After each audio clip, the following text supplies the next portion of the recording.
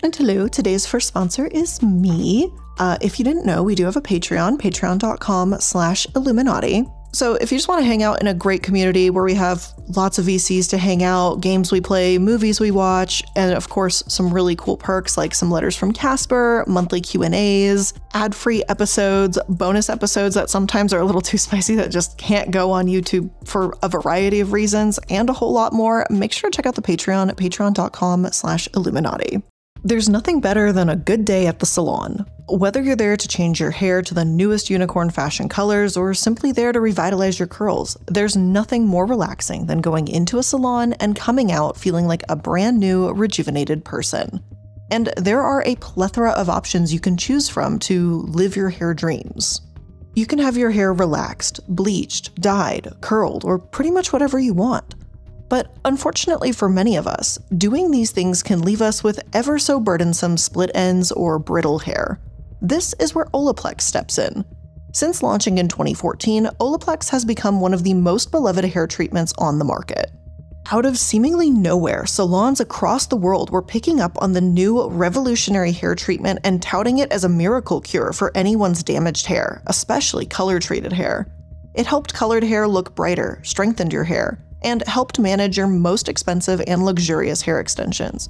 In short, it was a must-have for your every salon visit, and people were flocking to reap the benefits.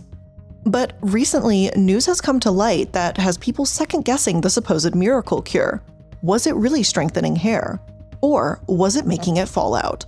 All of a sudden, after years of success and praise on social media, Olaplex is facing new publicity from influencers and the general public on TikTok, YouTube, and more. One person on TikTok posted a video saying that after just 4 weeks of using Olaplex home treatments, they noticed that their hair was thinning and breaking. After posting a question to their followers, over 1,000 people chimed in to say that they shared the same experience. Soon, the accusations that Olaplex was ruining people's hair leapt from social media and into the courtroom as a barrage of women joined together to sue the company for damaging their hair. But it seemed like this might have been just the beginning, because soon, allegations were piling up claiming that the miracle hair cure was not only damaging people's hair, but it was allegedly damaging people's reproductive systems. Unfortunately, the hair care industry isn't new to controversy, and over the years, a shocking amount of brands have faced similar claims. Don't worry about it, we'll talk about those too. But what happened here? Why is the world's favorite hair care company under fire, and what does this mean for the industry and the sake of your hair in the long run? Let's untangle the hair industry, today on The Corporate Casket.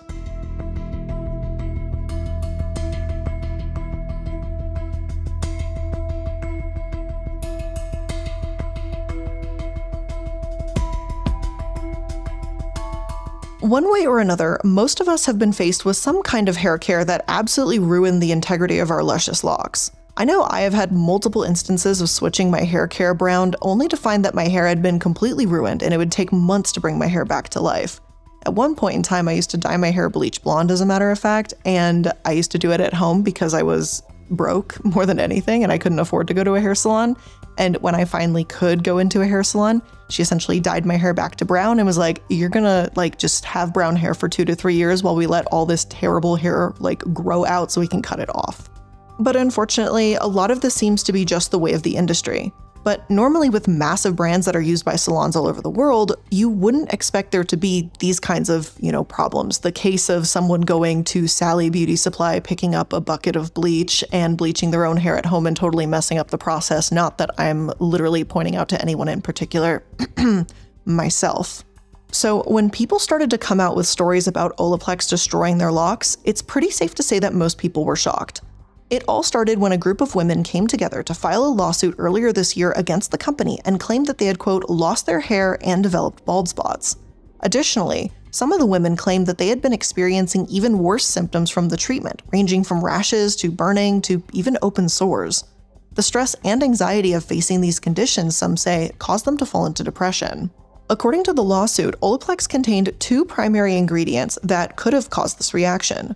One is called Lilidol, which during the whole other controversy, Olaplex claims to have removed it from their ingredient list. Though this lawsuit claims that they made this decision later than they promised to and are continuing to sell the product with the ingredient rather than pulling it all together. Of course, this is still just alleged at this point, but keep that ingredient in mind because we will be returning to it. Now, the other ingredient, called panthenol, has been shown to cause allergic reactions, can cause dermatitis, and may lead to hair loss according to their complaint. The plaintiffs weren't asking for much in the long run, just a mere $75,000 in damages. So sure, you might be thinking, for hair? But think about it. If your hair is falling apart and your scalp is extremely sensitive, that means you'll likely have to spend an exorbitant amount of money to get it fixed. Plus, there's the emotional damage that comes with losing your hair. Losing your hair, and just hair in general, is a very sentimental thing to many people all around the world. People care about the way their hair looks, if it's thinning, if it's luscious, if it's long, if it's short, if it's damaged, if it's healthy, if it's colored, if it's not colored. People care about all those things. And when something happens to your hair that doesn't go according to plan, or it's not the way you want it, it can really mess with a lot of people's emotional states, and that's not very uncommon. But all of that is to say, with that in mind, $75,000 isn't really that much to ask for. Beyond the accusations that Olaplex was causing people's hair to fall out at an alarming rate were the claims that they knew their products weren't safe. The lawsuits allege that Olaplex had been falsely advertising their hair care line for years and concealing the side effects from the general public. To add to that, it has been alleged that the company focused on selling the extremely sought-after hair care at luxury prices to pass them off as just that, luxury, when in reality, it really wasn't all that it seemed. Of course, Olaplex didn't just sit back and let people disparage their aptly built legacy and came out with a statement extensively denying the allegations. In a 2-minute video posted on Olaplex's Instagram, Jui Wong addressed the lawsuit as misinformation. Additionally, they went on to describe that the company was releasing research that showed third-party independent research proving that Olaplex did not cause hair loss or skin irritation. And to Olaplex's credit, that's exactly what they did. They released a plethora of research results from the testing of their items. But there are a couple of red flags, at least to me, that I found in the research. Most of the results provided rely on a sample of just 50 participants. And while this is a great start, it isn't enough for generalization. Basically, it's just not enough people to generalize the results to the public. The studies also lost participants over time, as shown in their chart labeling subject discontinued, which could lead to an error in the overall picture of data reporting. Additionally, most of the research provided by Olaplex tested purely for skin and scalp irritation, not hair loss. So even if we just take it as it is, it doesn't directly address the claims that Olaplex was making people's hair thin or fall out. It doesn't help that the response video released by the company was littered with comments from additional people who claimed that the treatment, and specifically the Olaplex No. 3, made their scalp feel inflamed or their hair dry. Following the commotion and immediate media coverage of the incident, the problem seemed to only get worse. 70 more people joined the lawsuit, bringing the grand total of people suing the company to over 100. While some customers who spoke out online have received refunds from the company, others are waiting to see how this lawsuit pans out. According to the plaintiff's lawyers, this case has brought on constant emails, so it may be possible that we'll see even more people coming in to join the fight. Obviously, with this being such a new case, there has not been a solution to it yet, but I'm sure everyone who relies on this product is holding their breath to find out if yet another hair product will soon bite the dust. However, there are more accusations against the company that came out that caused a rising level of concern: a loss of fertility.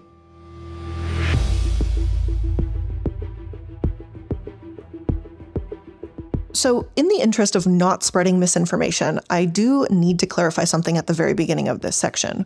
Multiple researchers and specialists have come out to say that Olaplex does not cause infertility. Since this is a part of the Olaplex story and the information that has been spread about the company, I'm going to cover it. But again, I do want to make it very, very clear that there is no scientific evidence that says that Olaplex does cause infertility.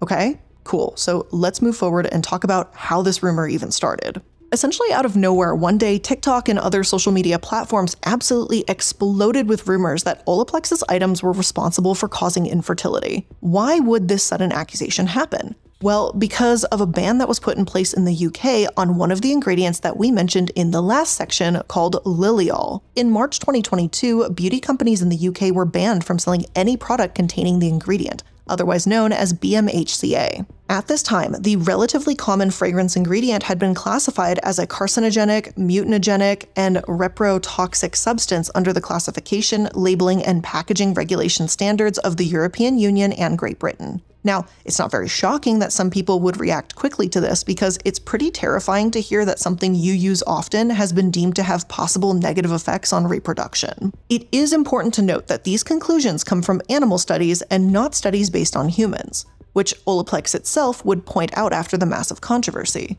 So upon hearing the news that this specific chemical was banned from products, people began to freak out a little bit. In the original production of certain Olaplex hair care, Liliol was used. I feel it's important to mention 1,200 other beauty-related items out there on the shelves at the time also used Liliol.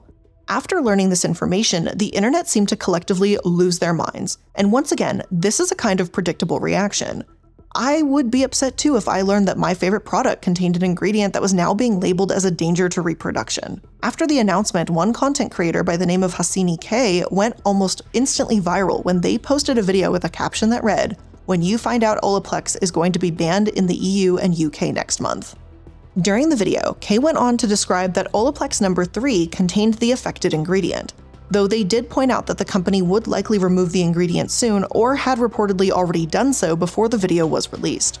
But this is the internet, so everyone seemed to ignore that last part. Instead, the comments were absolutely jam-packed with panicked fans of the cult product, concerned about their health and worried that they had been adversely affected by the hair care that they held so dear to their hearts. The rumors of Olaplex being dangerous for your reproductive health spread like wildfire across TikTok and Twitter, as rumors often do on social media, even when they aren't true. Olaplex was experiencing what many others who built their business on social media have before. It can bring you up when times are great, and it can tear you down when rumors begin to spiral. So obviously, it was time for them to respond. And I'll admit that they did so in spectacular fashion. To quickly dispel the rumors and put their committed fans to ease, Olaplex began a campaign on live Q&As on their Instagram and TikTok accounts. But it wasn't just the CEO talking about the scandal. It wasn't even their employees. Instead, they enlisted the help of experts who were not at all affiliated with the company to address the sudden sense of concern and fear from the general public. They also took the time to point out that while the results of the study sounded extremely concerning, the animals had actually eaten the ingredient. It wasn't just placed onto their fur. So unless you were sitting around and drinking Olaplex, it was likely that it was not going to impact you in the long run. It was easy for the brand to remove it, it wasn't essential to their hair care, and it didn't wind up being discontinued. Now, this doesn't address the whole hair falling out accusations, but it did at least address the fertility claims. It seemed like the strategy worked pretty well in Olaplex's favor. As the CEO said, quote, "The impact on sales was very minimal because of the mitigating factors that we implemented. When the things first came out, we did see a lot of concerns. But at this point in time, everything has been addressed given that we have disposed of the inventory. We were very quick in responding." So Olaplex walked away from the controversy relatively unscathed. Sure, some people certainly asked for refunds and will likely never turn to Olaplex again, just out of sheer precautions.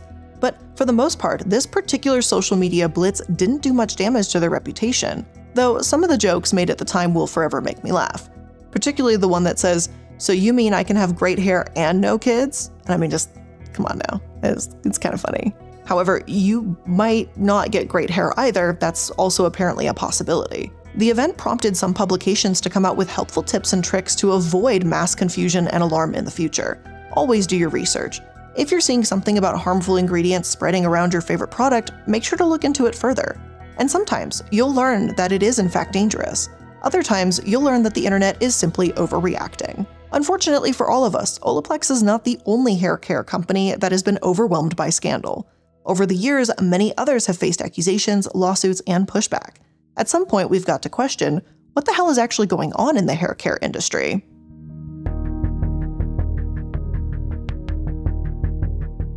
I can't really feasibly sit here and go through every single hair care product that has been sued or enthralled in some sort of controversy. It would take us days, if not weeks or months. That's just how often this type of thing happens, unfortunately. But I can name a couple of the biggest. Near the end of 2019 and going into 2020, one of the most sought-after hair care products for curly or wavy hair was thrown into the fire by the once loyal customers, DevaCurl. People were posting pictures on Facebook of their dry and lifeless curls, and soon everyone seemed to get the picture. All of their hair had the same damage, and they were all using the same things. While DevaCurl tried to release statements dispelling the rumors, the plan didn't seem to work overwhelmingly in their favor. After a while, many of the people who had reported dry, lifeless strands and even irreversible hair loss moved their criticism from the internet to the courtroom, bringing a class action lawsuit. While the plaintiffs sued on the grounds that DevaCurl had caused damage to their hair, they also alleged that the company had misrepresented the product and had lied to the customers about the safety and effectiveness of what they were selling. The case never went to trial, and instead, DevaCurl, admitting no fault, agreed to a settlement of $5.2 million to the affected parties. In the end, over 40 of the company's products were included in the settlement agreement, which is just a very staggering number. But DevaCurl and Olaplex are not alone. There are many, many others that share in the company scandal. Then there is the Tresemme keratin. This time, customers claimed that they had been sounding the alarm about the dangers of their hair care products since as early as 2013. According to a recent lawsuit, customers have been noticing that their hair was falling out, that they were developing bald spots, and that their scalps were becoming increasingly itchy as they used the keratin shampoos and conditioners. They claim that they tried to tell the company, but that nobody listened. For something that was supposed to help control frizz and strengthen your hair, it seemed to be doing the opposite, and the lawsuit claims to know why. The hair care contains something called DMDM hydrantonin, which is, quote, a formaldehyde donor. It's pretty common for this to be found in your hair care apparently, as it makes them last longer and prolongs the ever-important shelf life. But it can allegedly be quite dangerous. Scientists have been warning about the possible dangers of it since as early as the 1970s. According to researchers and multiple studies utilizing the patch tests, this one preventative has shown to be an incredibly common allergen, which could explain why so many people have issues with a wide range of beauty products. Other studies have found that the preservative can cause dermatitis. A more recent study that was completed in 2015 found that the longer the preservative sits around, or if it's subjected to warm temperatures, the more likely it is for the amount of formaldehyde in it to be released. This could be extremely dangerous and could possibly explain the accusations of hair loss and increasingly irritated scalps. Now, unless you're paying attention to studies of your favorite hair care, you would likely never know any of this. So when you walk into the salon or the store blissfully looking for the next best thing, you may actually pick up something that would be the complete opposite.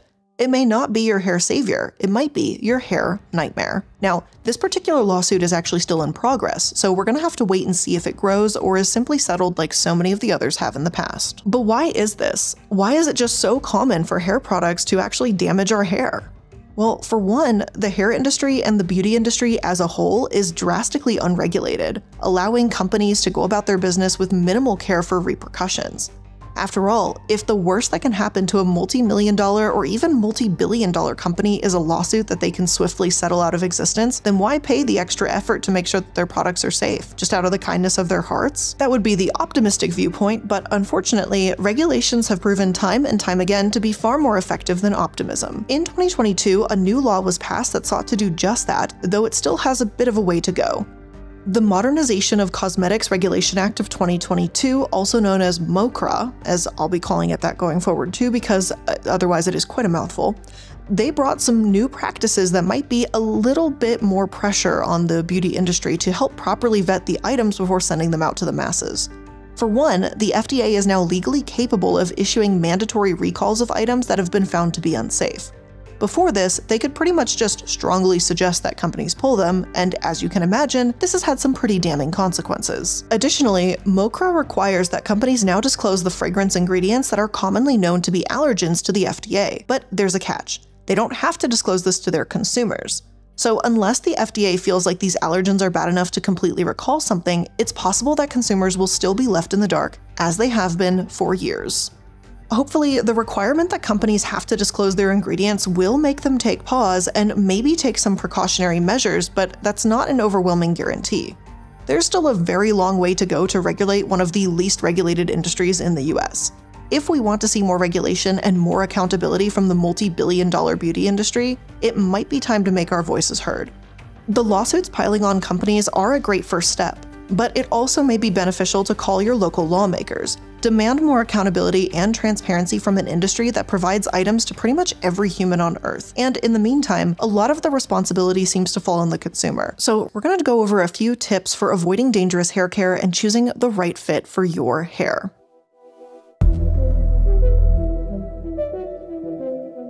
So there are a lot of things to consider when choosing the right hair care. Like pretty much everything else in the world, it's not a one-size-fits-all type of thing. First things first, you need to figure out what kind of hair you have. What's your specific texture? Your curl pattern? Do you have problems with a dry scalp? That'll help narrow down some of it for you. Then it's time for research. If you have a particular brand that you really want to try, look through their history, look at the company, and see if they have any pending lawsuits or even past ones. If they're in the past, have they changed their ingredients? If not, then maybe it might be safer to stray away from these companies. As always, be careful with the word natural. That word isn't regulated, and the hair care industry is barely regulated. So that could all be a pretty risky combination. For example, the Herbal Essences Wild Naturals line has been sued for false advertising. Tresemme Naturals has been sued for labeling its product as completely natural when in actuality, they contained multiple synthetic and chemical ingredients.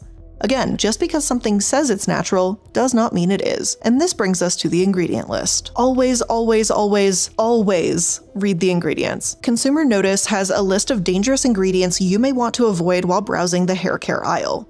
Some are not particularly concerning, they aren't likely to make your hair fall out or other things of that nature, but it may have the opposite effect of what you're buying the hair products for. For example, mineral oil, which is found in abundance of moisturizers, might end up actually stripping your hair of moisture and weighing it down instead. Sulfates, which often account for the lather in your hair shampoo, can lead to dry skin and frizzy hair. Then there are some ingredients that account for some more severe side effects, formaldehyde being one of the most notable. Before you decide on your next hair care routine, it may be good to give some products a quick Google, go through their ingredients, and take the time to consider the benefits and risks.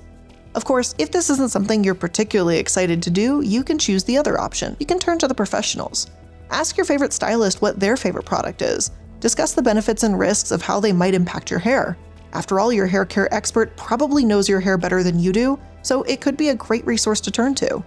This can have its drawbacks too. I mean, plenty of stylists have recommended Olaplex, but in the wild west of the industry, there is no perfect solution. We all dream of having the perfect hair, the kind we see on TV in every hair care commercial ever made.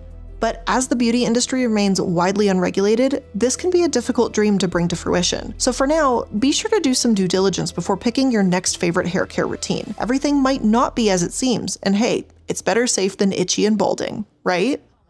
But with all of that being said, that is where we're going to end today's episode of The Corporate Casket. I hope you learned something new here today, and if you did, make sure that you're liking, following, and subscribing to stay up to date on all the latest information. As always, I thank you so much for spending a couple minutes of your time here with me today. I know there's 1.5 million things in the world you could be doing, and yet you're here, so thank you. And yeah, I hope you enjoyed today's episode. If you want the ad-free versions of this episode or even more episodes, again, patreon.com/Illuminaughtii. Thanks so much for watching, and I'll see you in the next one. Bye!